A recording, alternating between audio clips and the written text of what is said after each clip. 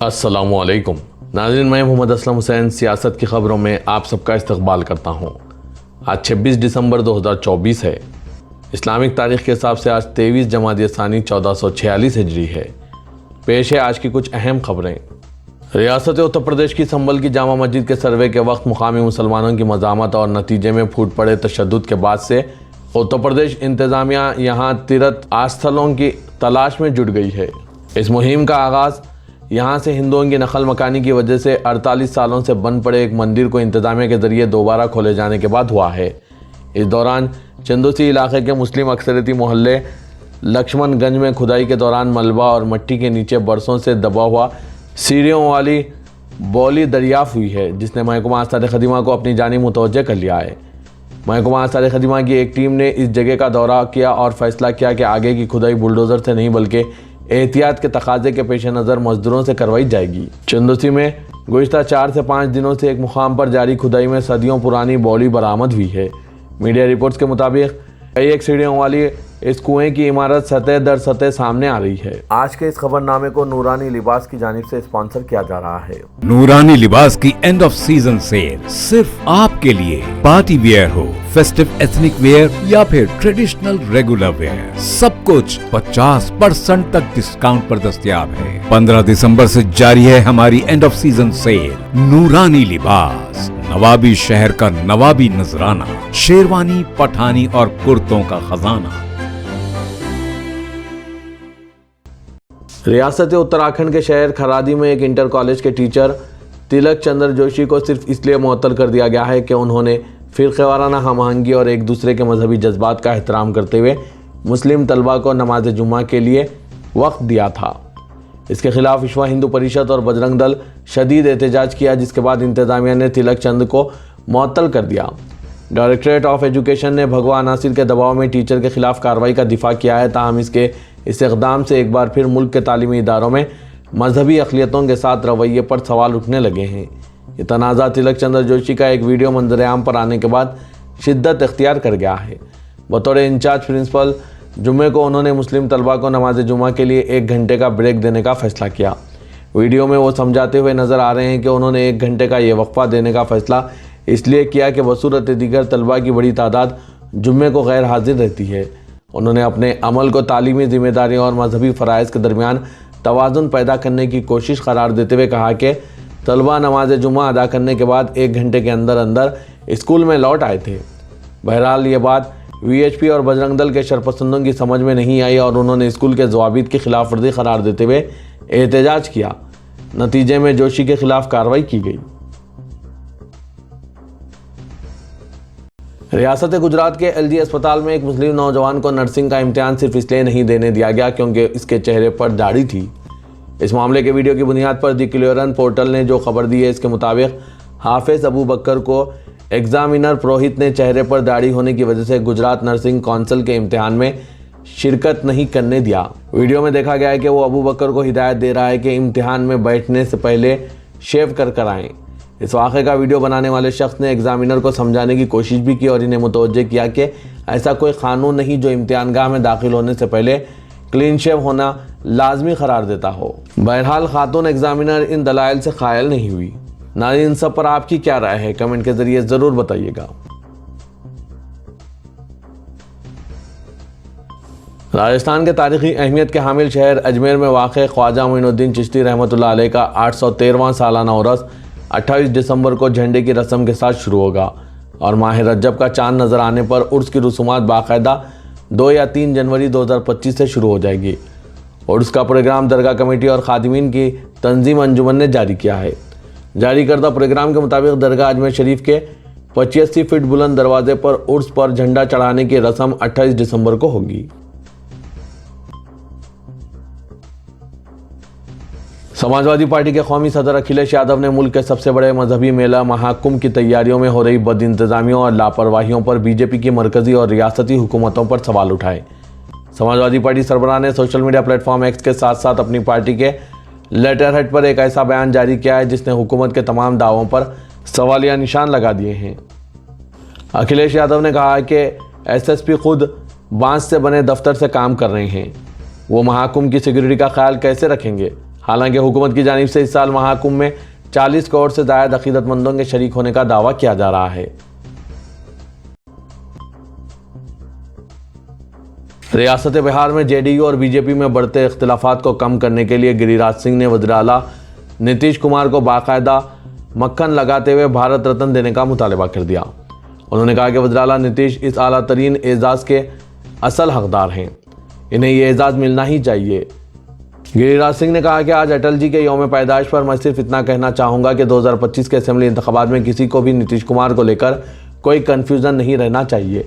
उन्होंने कहा कि जिस तरह से नीतीश कुमार ने तरक्याती काम किए हैं और बिहार को तब्दील किया है, यकीनन इनको भारत रत्न जैसा बावकार एजाज़ मिलना चाहिए।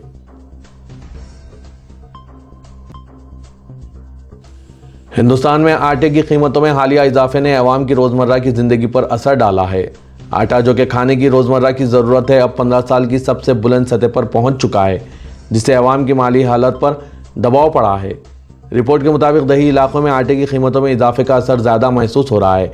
इसकी वजह से न सिर्फ घरेलू खर्चों में इजाफा हुआ है, बल्कि FMCG सेक्टर की तरक्की भी सुस्त पड़ गई है। दही इलाकों में इस सेक्टर की तरक्की 4% तक महदूद हो गई है, जो गुज़िश्ता साल के मुकाबले में कम है। शहरी इलाकों में भी इसका असर नज़र आ रहा है, जहां FMCG की तरक्की 4 से 5% तक पहुंच गई है। दिसंबर 2024 तक आटे की कीमतें 40 रुपये फ़ी किलोग्राम तक पहुंच चुकी है, जो जनवरी 2009 के बाद से सबसे ज़्यादा है। साबिक आर्मी चीफ और साबिक मरकजी वजीर जनरल VK सिंह को मिजोरम का गवर्नर मुकर्रर किया गया है। आरिफ मोहम्मद खान बिहार के गवर्नर होंगे। इनके अलावा साबिक होम सेक्रेटरी अजय कुमार भल्ला को मणिपुर का नया गवर्नर मुकर्रर किया गया है। राष्ट्रपति भवन से जारी एक प्रेस रिलीज में मुल्क भर की मुख्तलिफ रियासतों में नए गवर्नरों की तकर्रुरी का ऐलान किया गया है। सदर द्रौपदी मुर्मू ने रघुवर दास का इस्तीफ़ा कबूल कर लिया, जो उड़ीसा के गवर्नर के तौर पर खिदमत अंजाम दे रहे हैं, और नए गवर्नरों की तकर्रुरी को मंजूरी दे दी है। हिंदुस्तान में मुकीम तिब्बती बाशिंदे अपने मुल्क पर चीन के कब्जे के 63 साल बाद भी चीन से आज़ादी की जद्दोजहद में मसरूफ़ हैं। इनकी दिली तमन्ना है कि चीन की ग़ुलामी से आज़ादी हासिल करते हुए अपने मजहबी तशक्कुस और तहज़ीब व सकाफ़त की हिफाजत को यकीनी बनाएं।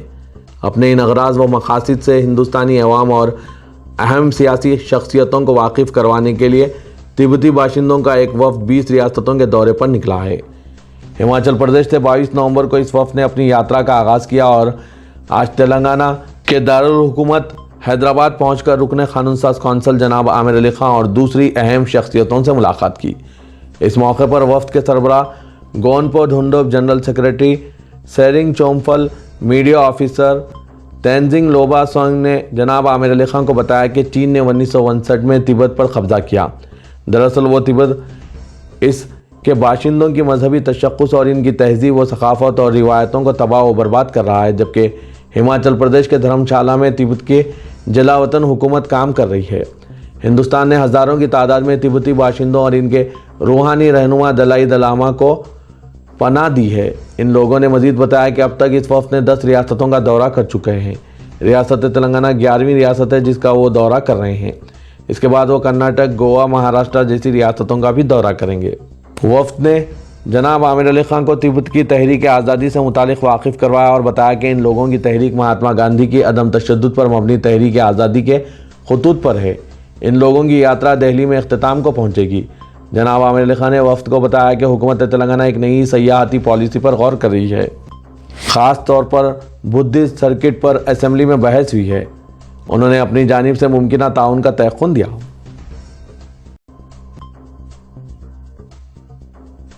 तेलंगाना के वज़ीर आला रेवंत रेड्डी ने तेलंगाना के ज़िला मेदक में मजमूई तौर पर 192 करोड़ के तरक्याती कामों का संग बुनियाद रखा, जिसमें सड़कों के अलावा यंग इंडिया इंटीग्रेटेड स्कूल के क़याम का संग बुनियाद और इंदिरा महाशक्ति भवन का संग बुनियाद शामिल है।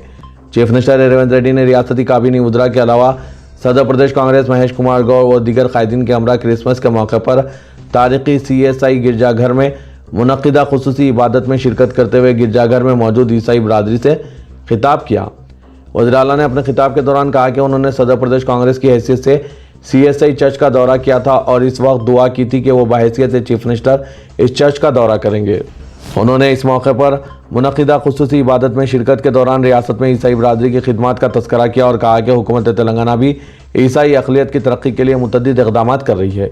चीफ मिनिस्टर ने इस मौके पर 100 साल कदीम चर्च के अहाते में तरक्याती कामों और सदी तकारीब का इफ्तिताह अंजाम दिया।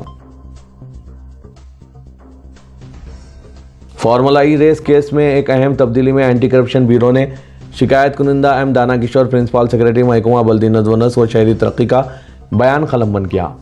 बयान कलमबंद करने के साथ इंसदाद रिश्वत सतानी एजेंसी, कारगुजार सदर Bharat Rashtra Samithi KT Rama Rao, senior IAS ओहदेदार अरविंद कुमार और chief engineer Hyderabad metropolitan development authority BLL Reddy को नोटिसें जारी करने के लिए मैदान तैयार कर रही है। दाना किशोर की शिकायत पर ACB ने फार्मूला ई रेस के इंतजाम में मुबैना बेकायदगियों के लिए गवर्नर वर्मा से इजाज़त हासिल करने के बाद 19 दिसंबर को एक केस दर्ज किया था। BRS के दौर इख्तिदार में फार्मूला ई रेस के इनेकाद में माली बेकायदगियों के इल्ज़ामात पर कानून इंसदाद रिश्वत सतानी के मुख्तलिफ दफ़ात के तहत फर्स्ट इंफॉर्मेशन रिपोर्ट यानी FIR दर्ज की गई थी।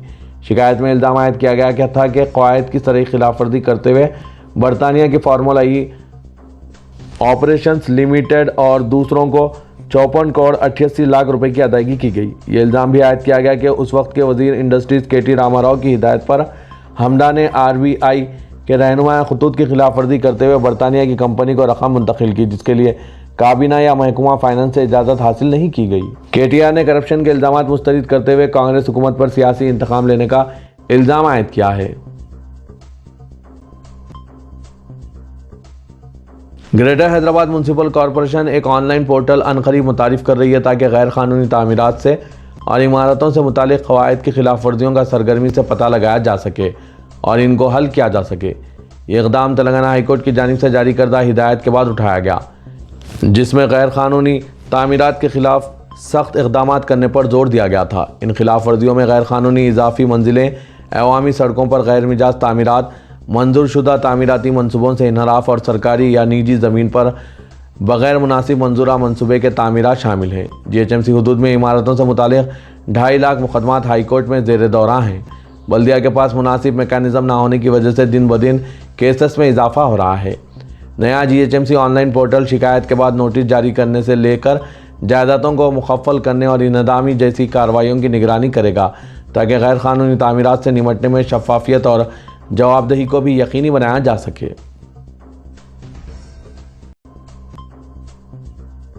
अदाकार अल्लू अर्जुन पुष्पा 2 दी रोल के प्रोड्यूसर्स और डायरेक्टर ने 4 दिसंबर को संध्या थिएटर में फिल्म के प्रीमियर शो के दौरान भगदड़ में हलाक हुए एक खातून के ख़ानदान के लिए 2 करोड़ रुपए का ऐलान किया है, जिसमें इसका बेटा भी शदीद ज़ख्मी हो गया।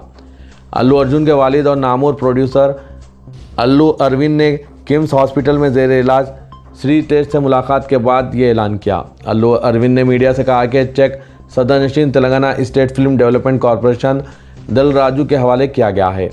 अल्लू अरविंद ने कहा कि लड़के और इसके ख़ानदान की मदद के लिए फिल्म यूनिट ने 2 करोड़ रुपए की माली मदद का फैसला किया। अल्लू अर्जुन ने 1 करोड़ रुपए दिए, जबकि फिल्म के प्रोड्यूसर ने 50 लाख और फिल्म के डायरेक्टर सोकुमार ने ख़ानदान को 50 लाख रुपए अता किए। अल्लू अरविंद ने डॉक्टरों से भी बात की और मसरत का इजहार करते हुए कहा कि लड़के की सेहत में बेहतरी हो रही है।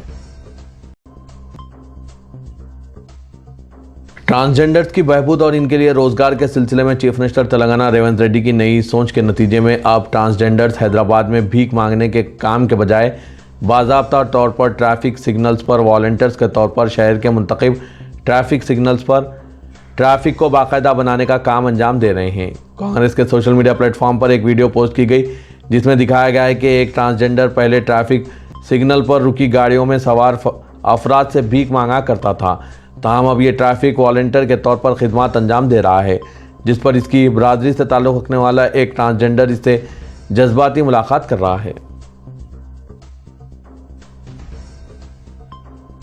इन दिनों शहर हैदराबाद में ट्रैफिक के मसाइल में बेपनाह इजाफा होता जा रहा है, जबकि ट्रैफिक मसाइल हल करने के लिए ट्रैफिक पुलिस संजीदा नज़र नहीं आती, बल्कि ट्रैफिक चालानात ही इनकी अवलिन तरजीह होती है। शहर हैदराबाद के मुख्तलिफ इलाकों से ट्रैफिक पुलिस की जानिब से शहरियों के साथ बदसलूकी और गैर गलत कलिमात अदा करने की शिकायतें भी मौसूल हो रही है।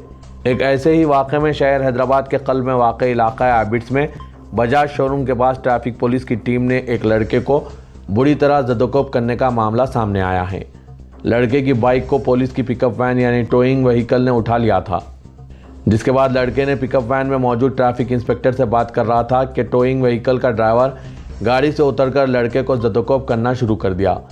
हालांकि एसआई समझाने की कोशिश कर रहा था, लेकिन ड्राइवर साहब अपने आप को आईपीएस अफसर समझ बैठे और वो किसी को सुनने को तैयार नहीं थे और लॉ एंड ऑर्डर पुलिस की तर्ज पर एक्शन में आ गए। इतना ही नहीं, लड़के को ज़बरदस्ती एबिट्स पुलिस स्टेशन भी ले जाया गया। वहाँ मौजूद मुकामी अफराद ने पुलिस की इस कार्रवाई पर शदीद एतराज़ जताया। ट्रैफिक पुलिस की जानिब से जदोकोब के वाक़े को वीडियो में कैद कर दिया। यहाँ मौजूद मुकामी अफराद ने ट्रैफिक पुलिस से सवाल करने लगे कि इन्हें किसी शहरी को मारने का किसने हक दिया है, लेकिन ट्रैफिक पुलिस ने किसी की एक ना सुनी। Hyderabad city police commissioner CV Anand को इस जानिब तवज्जो देने की ज़रूरत है और ऐसे ट्रैफिक हमले को तौर पर बर्खास्त करना चाहिए। शहर में अमन बरकरार रखना चाहिए, क्योंकि ऐसे गुंडा सिफर ट्रैफिक ओहदेदार शहरियों के लिए खतरा साबित हो रहे हैं। इन पर सख्त से सख्त कार्रवाई भी करनी चाहिए। नाज़रीन, इन सब पर आपकी क्या राय है, कमेंट के जरिए ज़रूर बताइएगा।